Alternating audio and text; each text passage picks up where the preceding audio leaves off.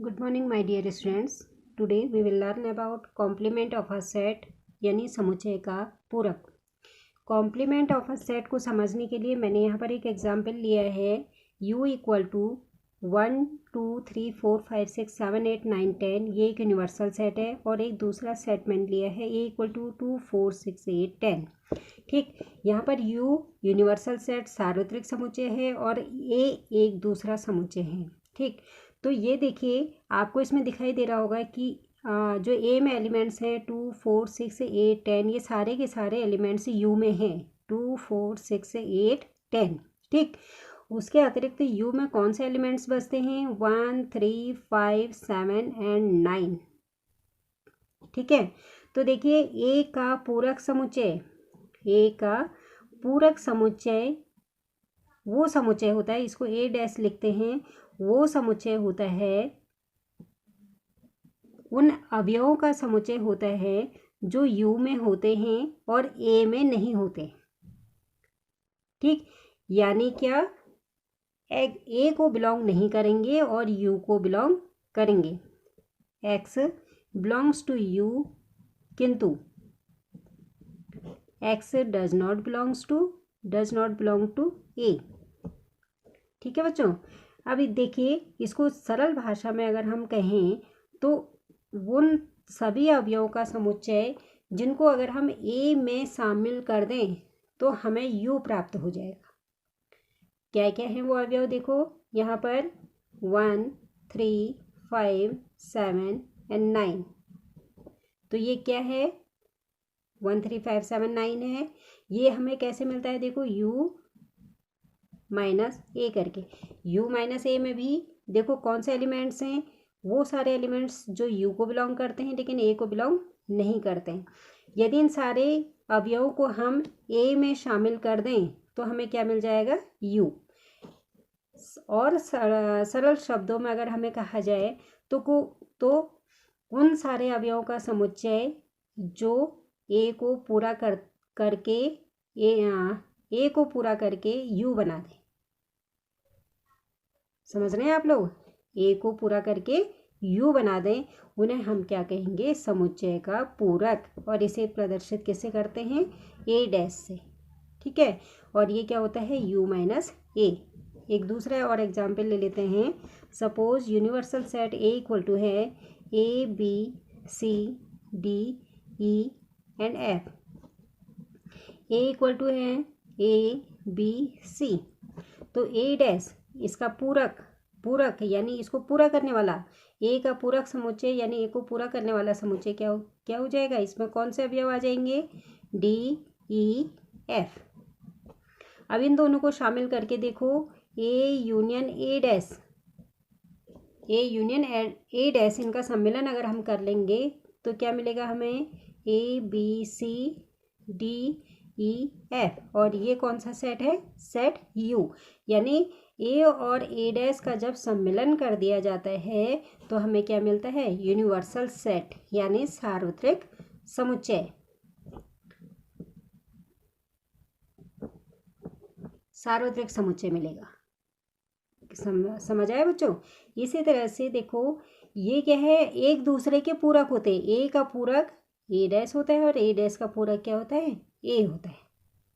ठीक, I hope कि आपको समझ में आ गया होगा। यदि नहीं आता है तो आप फिर मुझसे डिस्कस करेंगे। अब है बच्चों D Morgan's law. D Morgan's law क्या है, देखिए दो समुच्चय ए और बी हैं।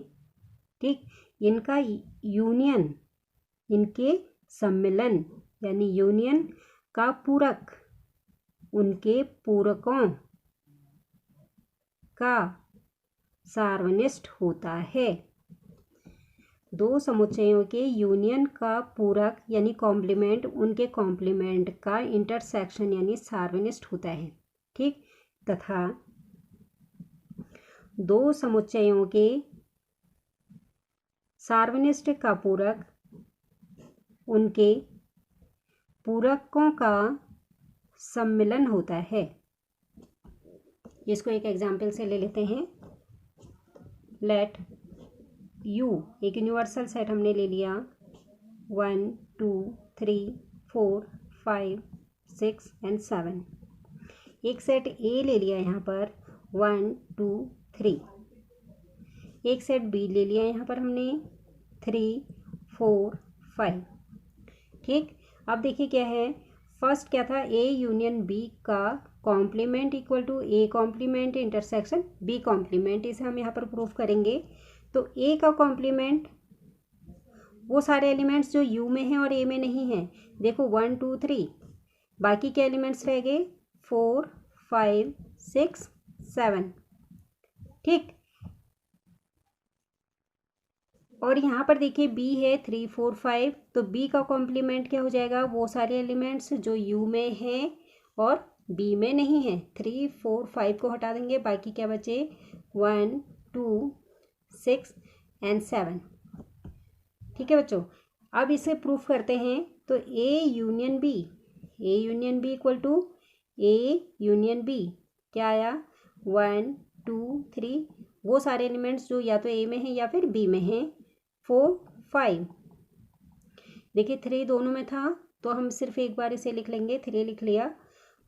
Implies that A union B का कॉम्प्लीमेंट, इसका कॉम्प्लीमेंट क्या हो जाएगा, वो सारे एलिमेंट्स जो यू में हैं लेकिन ए यूनियन बी में नहीं है। देखो 1 2 3 4 5 तक ये सारे ए यूनियन बी में हैं, तो बाकी एलिमेंट्स रह गए 6 7। इसको हम लिख लेते हैं इक्वेशन नंबर फर्स्ट। इसी तरह से राइट साइड में क्या है, A complement intersection B complement. तो A complement intersection B complement क्या आया, ए कॉम्प्लीमेंट यहाँ पर हमने फाइंड आउट कर लिया था और बी कॉम्प्लीमेंट भी फाइंड आउट कर लिया था। तो ए कॉम्प्लीमेंट बी कॉम्प्लीमेंट का इंटरसेक्शन यानी इन दोनों में जो कॉमन एलिमेंट्स हैं वो क्या होंगे, क्या है, देखिए यहाँ है 4 5 6 7, ये है 1 2 6 7, तो कॉमन एलिमेंट्स हैं केवल 6 7। ठीक है, इसको इक्वेशन नंबर 2 ले लेते हैं। तो समीकरण 1 व 2 से देखो, 2 से समीकरण 1 में क्या था, ए यूनियन बी का complement equal to 6 7।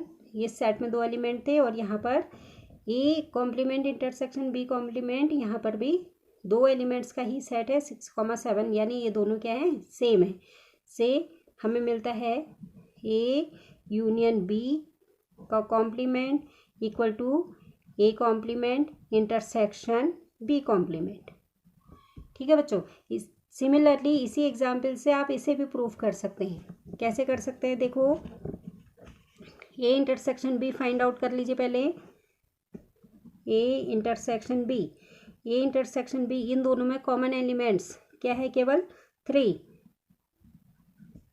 Implies that A intersection B का कॉम्प्लीमेंट, इसका कॉम्प्लीमेंट सेट क्या हो जाएगा, वो सारे एलिमेंट्स जो यू में हैं और ए इंटरसेक्शन बी में नहीं है, तो केवल 3 हट जाएगा, बाकी सारे एलिमेंट्स इसमें आ जाएंगे 1 2 4 5 6 एंड 7। ठीक, राइट साइड में क्या है, A complement union B complement. A complement union B complement आपने एक दोनों फाइंड आउट किए हुए हैं, इन दोनों का यूनियन कर लीजिए। देखिए क्या है, 1 2 4 5 6 7, 1 2 4 5 6 7। इसको इक्वेशन नंबर 3 और इक्वेशन नंबर 4। देखिए इक्वेशन 3 में ए इंटरसेक्शन बी का कॉम्प्लीमेंट क्या है, 1 2 4 5 6 7, और A complement union B complement क्या है, 1 2 4 5 6 7। ये एलिमेंट्स इसमें हैं, तो इससे हमें समीकरण 3 और 4 से क्या मिला, 3 व 4 से ये क्लियर है, ए इंटरसेक्शन बी का complement equal to A complement union B complement. Clear? बच्चों आपको ये अच्छे से मैंने समझा दिया है और आई होप कि आपको समझ में आ गया होगा। यदि नहीं आता है तो फिर आप मुझसे पूछेंगे। Okay, I will help you again.